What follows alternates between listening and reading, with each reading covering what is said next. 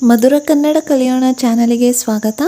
ಮಕ್ಕಳೇ, ಈ ತರಗತಿನಲ್ಲಿ 3ನೇ ಗದ್ಯಪಾಠ ಧರ್ಮ ಸಮದೃಷ್ಟಿ ಶಾಸನ ಸಾಹಿತ್ಯದ ಪ್ರಶ್ನೋತ್ತರಗಳನ್ನು ನೋಡೋಣ. ಮೊದಲಿಗೆ ಪದಗಳ ಅರ್ಥ.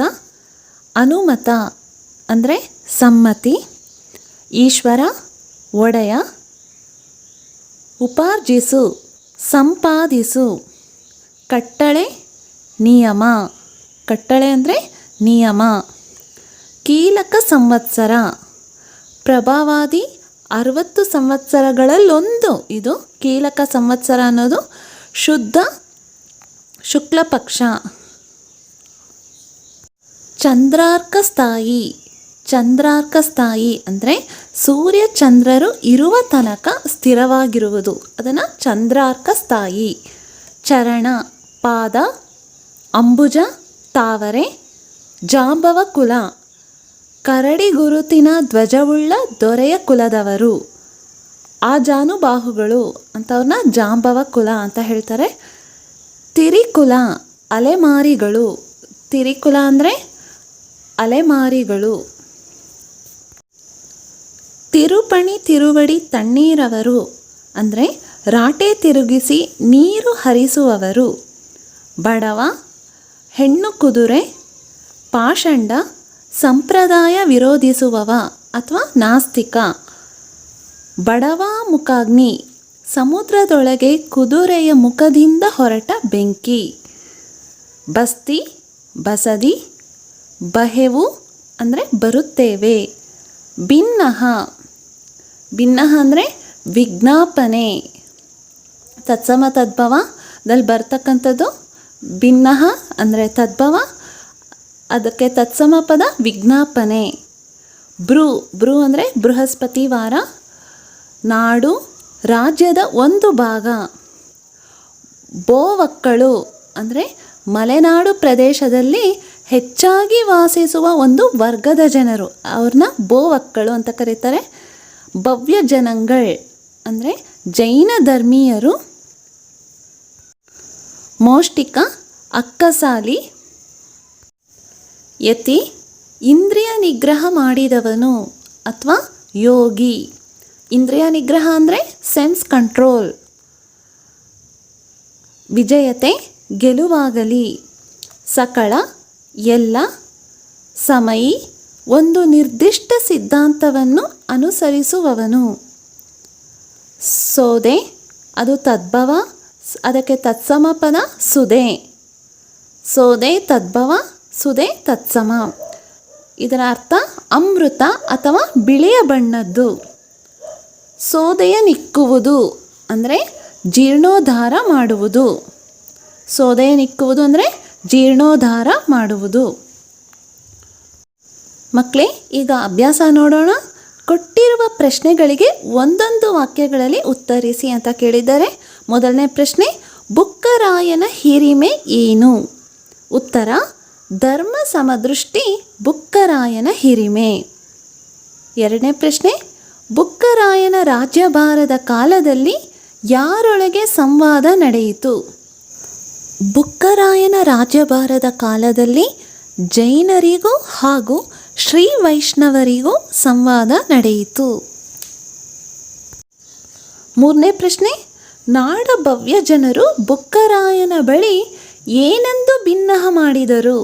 ಉತ್ತರ, ನಾಡ ಭವ್ಯ ಜನರು ಬುಕ್ಕರಾಯನ ಬಳಿ ಭಕ್ತರು ಅಂದರೆ ಶ್ರೀ ವೈಷ್ಣವರು ಮಾಡುವ ಅನ್ಯಾಯಗಳ ಕುರಿತು ಭಿನ್ನಹ ಮಾಡಿದರು.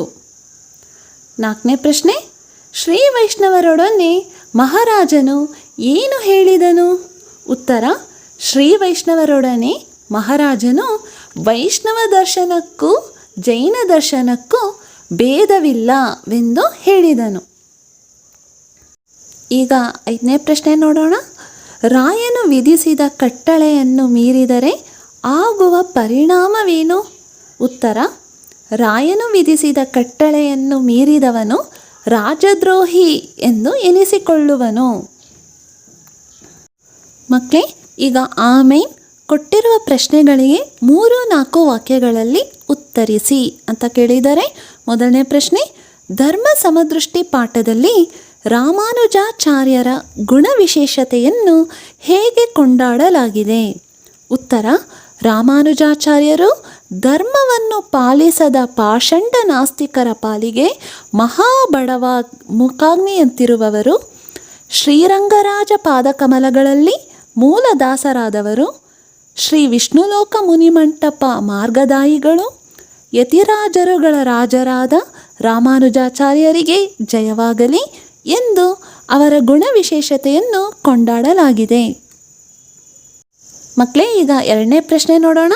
ಬುಕ್ಕರಾಯನು ನಡೆಸಿದ ಧರ್ಮಸಭೆಗೆ ಯಾರನ್ನೆಲ್ಲ ಆಹ್ವಾನಿಸಿದನು ಅಂತ ಕೇಳಿದರೆ, ಉತ್ತರ: ಬುಕ್ಕರಾಯನು ನಡೆಸಿದ ಧರ್ಮಸಭೆಗೆ ಕೋವಿಲ್, ತಿರುಮಲೆ, ಪೆರುಮಾಳ್ ಕೋವಿಲ್, ತಿರುನಾರಾಯಣಪುರ ಮುಖ್ಯ ಕ್ಷೇತ್ರಗಳ ಸಕಲಾಚಾರ್ಯರು, ಸಕಲ ಧರ್ಮ ಅನುಯಾಯಿಗಳು, ಸಕಟ ಸಾತ್ವಿಕರು, ಮೋಷ್ಟಿಕರು, ತಿರುಪಣಿ, ತಿರುವಿಡಿ, ತಣ್ಣೀರವರು, 48 ಕುಲದವರು, ಸಾವಂತ ಸಾಮಂತರಾದ ಮಲೆನಾಡಿನವರು, ತಿರುಕುಲ ಜಾಂಬವ ಕುಲ ಒಳಗೊಂಡ 18 ನಾಡಿನವರನ್ನು ಆಹ್ವಾನಿಸಿದನು.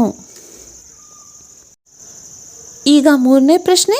ಜೈನ ಧರ್ಮದ ಸುಧಾರಣೆಗಾಗಿ ಬುಕ್ಕರಾಯನು ಕೈಗೊಂಡ ಕ್ರಮಗಳೇನು? ಉತ್ತರ: ಜೈನ ಧರ್ಮದ ಸುಧಾರಣೆಗಾಗಿ ಬುಕ್ಕರಾಯನು ಸಮಸ್ತ ರಾಜ್ಯದ ಜೈನ ಮತದ ಜನಗಳ ಅನುಮತದಿಂದ ಬೆಳಗೊಳದ ಪುಣ್ಯಕ್ಷೇತ್ರದಲ್ಲಿ ವೈಷ್ಣವ ಅಂಗರಕ್ಷೆಗಾಗಿ ಸಮಸ್ತ ರಾಜ್ಯದೊಳಗೆ ಇರುವಂತಹ ಜೈನರ ಬಾಗಿಲು ಕಟ್ಟಳೆಯಾಗಿ ಮನೆ ಮನೆಗೆ ವರ್ಷಕ್ಕೆ 1 ಹಣ ಕೊಡುವುದು, ಹಾಗೆ ಸಂಗ್ರಹಿಸಿದ ಆ 1 ಹಣದಿಂದ ದೇವರ ಅಂಗರಕ್ಷೆಗೆ 20 ಆಳುಗಳನ್ನು ನೇಮಿಸಿ ಉಳಿದ ಹೊನ್ನಿನಿಂದ ಜೀರ್ಣಾವಸ್ಥೆಯಲ್ಲಿರುವ ಜಿನಾಲಯಗಳಿಗೆ ಸುಣ್ಣ ಬಳಿಸುವುದು ಎಂದು ಶಾಸನ ಬರೆಯಿಸಿ ಕ್ರಮಗಳನ್ನು ಕೈಗೊಂಡನು. ಮಕ್ಕಳೇ, ಈಗ ಈ ಮೇನ್ ಕೊಟ್ಟಿರುವ ಪ್ರಶ್ನೆಗೆ 8-10 ವಾಕ್ಯಗಳಲ್ಲಿ ಉತ್ತರಿಸಿ ಅಂತ ಕೇಳಿದ್ದಾರೆ.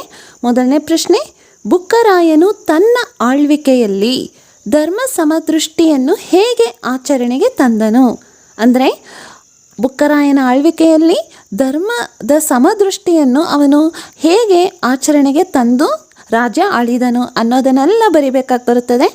ಉತ್ತರ: ಬುಕ್ಕರಾಯನು ಧರ್ಮ ಸಮದೃಷ್ಟಿ ಹಾಗೂ ಭಾಷೆಗೆ ತಪ್ಪುವ ರಾಯರ ಗಂಡ ಎಂದು ಹಿರಿಮೆ ಪಡೆದು ತಮ್ಮ ಆಳ್ವಿಕೆಯಲ್ಲಿ ಜೈನರಿಗೂ ವೈಷ್ಣವರಿಗೂ ಕಲಹ ಉಂಟಾದಾಗ ಅದನ್ನು ಸರಿಪಡಿಸಲು ಕೋವಿಲ್, ತಿರುಮಲೆ, ಪೆರುಮಾಳ್ ಕೋವಿಲ್, ತಿರುನಾರಾಯಣಪುರ ಮುಖ್ಯ ಕ್ಷೇತ್ರಗಳ ಸಕಲಾಚಾರ್ಯರು, ಸಕಲ ಧರ್ಮಾನುಯಾಯಿಗಳು, ಸಕಟ ಸಾತ್ವಿಕರು, ಮೋಷ್ಟಿಕರು, ತಿರುಪಣಿ, ತಿರುವಿಡಿ, ತಣ್ಣೀರವರು, 48 ಕುಲದವರು ಮುಂತಾದವರನ್ನು ಒಳಗೊಂಡ 18 ನಾಡಿನವರನ್ನು ಧರ್ಮಸಭೆಗೆ ಆಹ್ವಾನಿಸಿದನು.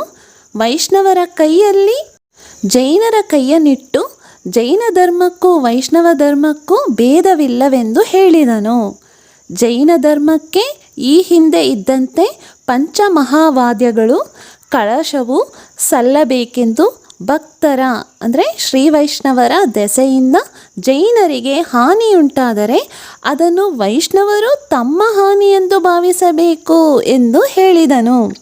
ಸಮಸ್ತ ರಾಜ್ಯದ ಜೈನ ಮತದ ಜನಗಳ ಅನುಮತದಿಂದ ಬೆಳಗೊಳದ ಪುಣ್ಯಕ್ಷೇತ್ರದಲ್ಲಿ ವೈಷ್ಣವ ಅಂಗರಕ್ಷೆಗಾಗಿ ಸಮಸ್ತ ರಾಜ್ಯದೊಳಗೆ ಇರುವಂತಹ ಜೈನರ ಬಾಗಿಲು ಕಟ್ಟಳೆಯಾಗಿ ಮನೆ ಮನೆಗೆ ವರ್ಷಕ್ಕೆ 1 ಹಣ ಕೊಡುವುದು, ಹಾಗೆ ಸಂಗ್ರಹಿಸಿದ ಆ 1 ಹಣದಿಂದ ದೇವರ ಅಂಗರಕ್ಷೆಗೆ 20 ಆಳುಗಳನ್ನು ನೇಮಿಸಿ ಉಳಿದ ಹೊನ್ನಿನಿಂದ ಜೀರ್ಣಾವಸ್ಥೆಯಲ್ಲಿರುವ ಜಿನಾಲಯಗಳಿಗೆ ಸುಣ್ಣ ಬಳಿಸುವುದು ಎಂದು ಬರೆಯಿಸಿದನು.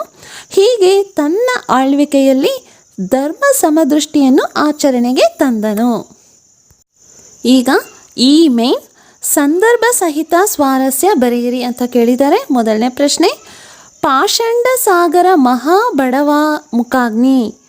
ಉತ್ತರ: ಆಯ್ಕೆ ಈ ವಾಕ್ಯವನ್ನು ಶ್ರೀ BM ಶ್ರೀ ಅವರು ಸಂಪಾದಿಸಿರುವ ಕನ್ನಡ ಬಾವುಟ ಕೃತಿಯಿಂದ ಆಯ್ದ ಧರ್ಮ ಸಮದೃಷ್ಟಿ ಶಾಸನ ಸಾಹಿತ್ಯದಿಂದ ಆರಿಸಿಕೊಳ್ಳಲಾಗಿದೆ.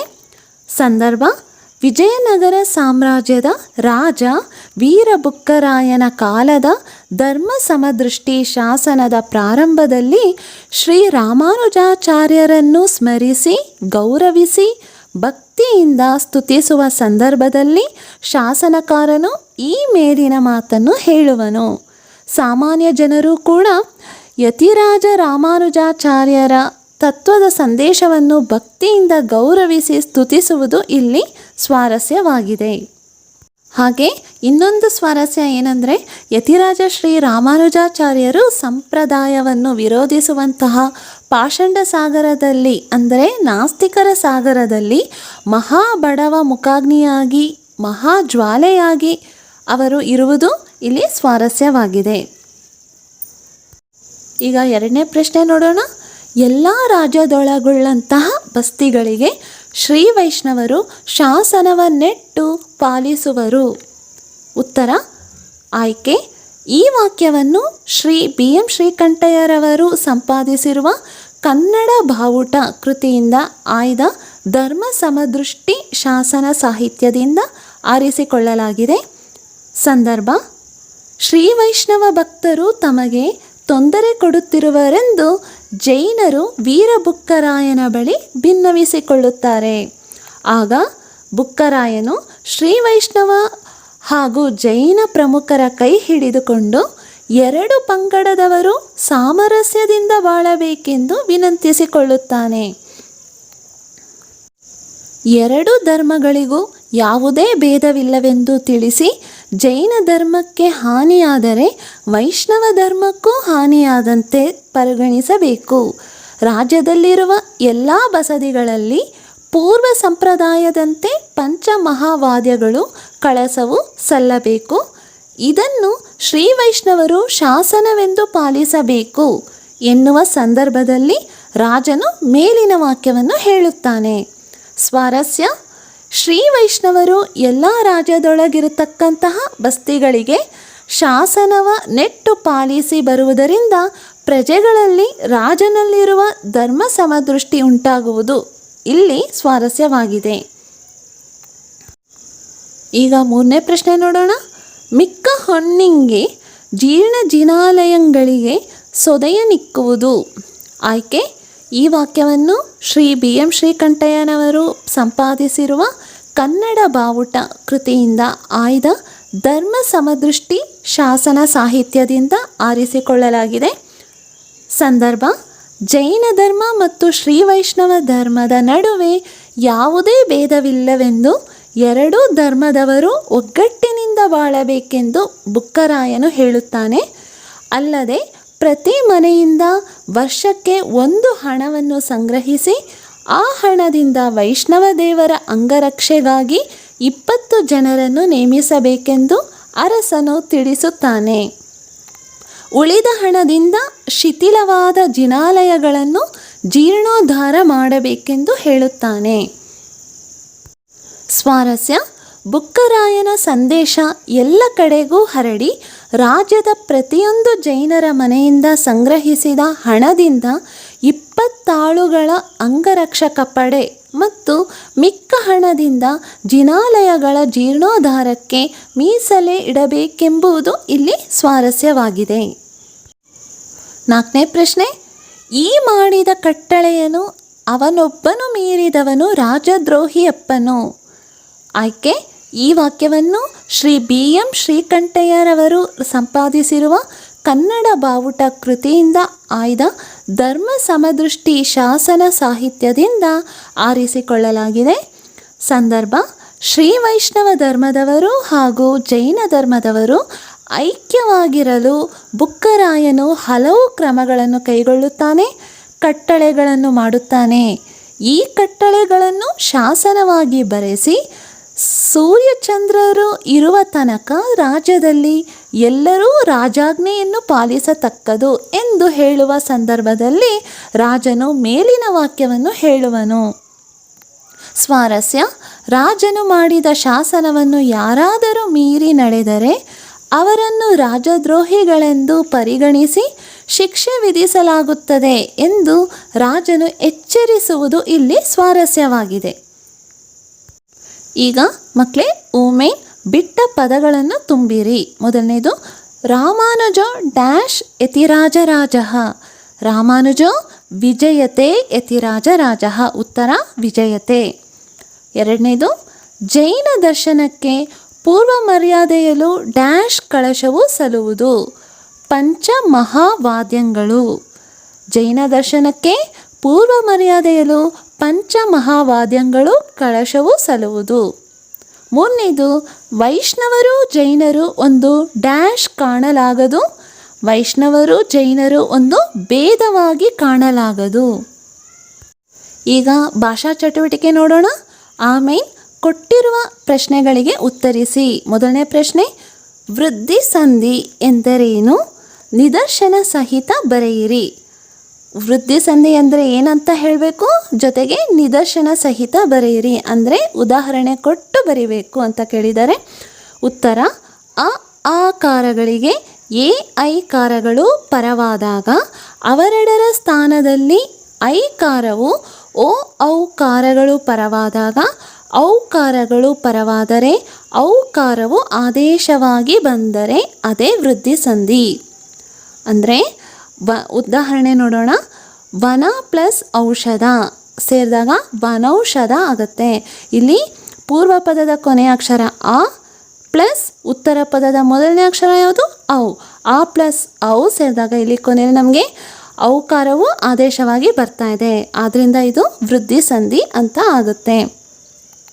ಭಾವ ಪ್ಲಸ್ ಐಕ್ಯ ಅದೇನಾಗುತ್ತೆ ಭಾವೈಕ್ಯ. ಇಲ್ಲಿ ಪೂರ್ವ ಪದದ ಕೊನೆಯ ಅಕ್ಷರ ಆಕಾರ ಇದ್ದು ಉತ್ತರ ಪದ ಮೊದಲನೇ ಅಕ್ಷರ ಐ ಸೇರಿದಾಗ ನಮಗೆ ಐಕಾರ ಆದೇಶವಾಗಿ ಬರ್ತಕ್ಕಂಥದ್ದು ನೋಡಬಹುದು. ಹಾಗಾಗಿ ಇದು ವೃದ್ಧಿ ಸಂಧಿ ಆಗತ್ತೆ. ಐಕಾರವು ಆದೇಶವಾಗಿ ಬರ್ತಿದೆ. ಭಾವೈಕ್ಯ ಅಂದಾಗ ಐಕಾರವು ಆದೇಶವಾಗಿ ಬರ್ತಾ ಇರೋದನ್ನ ನೋಡ್ಬೋದು. ಮಕ್ಕಳೇ ಈಗ ಎರಡನೇ ಪ್ರಶ್ನೆ, ಎಣ್ ಸಂಧಿ ಎಂದರೇನು? ನಿದರ್ಶನ ಸಹಿತ ಬರೆಯಿರಿ. ಇದಕ್ಕೂ ಸಹ ನಾವು ಉದಾಹರಣೆಯನ್ನು ಕೊಡಬೇಕಾಗ್ತದೆ. ಉತ್ತರ, ಈ ಕಾರಗಳಿಗೆ ಯು ಕಾರವು ಉ ಕಾರಗಳಿಗೆ ವ ಕಾರವು ಯು ಕಾರಕ್ಕೆ ರ ಆದೇಶವಾಗಿ ಬಂದರೆ ಅದು ಎಣ್ ಸಂಧಿ. ಉದಾಹರಣೆ, ಅತಿ ಪ್ಲಸ್ ಅವಸರ ಸೇರಿದಾಗ ಅತ್ಯವಸರ. ಮನು ಪ್ಲಸ್ ಅಂತರ ಮನ್ವಂತರ. ಇಲ್ಲಿ ನೋಡ್ಬೋದು ಪೂರ್ವ ಪದದ ಕೊನೆಯ ಅಕ್ಷರ ಈ ಕಾರ ಜೊತೆಗೆ ಆ ಸೇರಿದಾಗ ಇಲ್ಲಿ ಯಕಾರವು ಆದೇಶವಾಗಿ ಬರ್ತಕ್ಕಂಥದ್ದು. ಮತ್ತು ಎರಡನೇ ಉದಾಹರಣೆಯಲ್ಲಿ ಮನು ಪ್ಲಸ್ ಅಂತರ.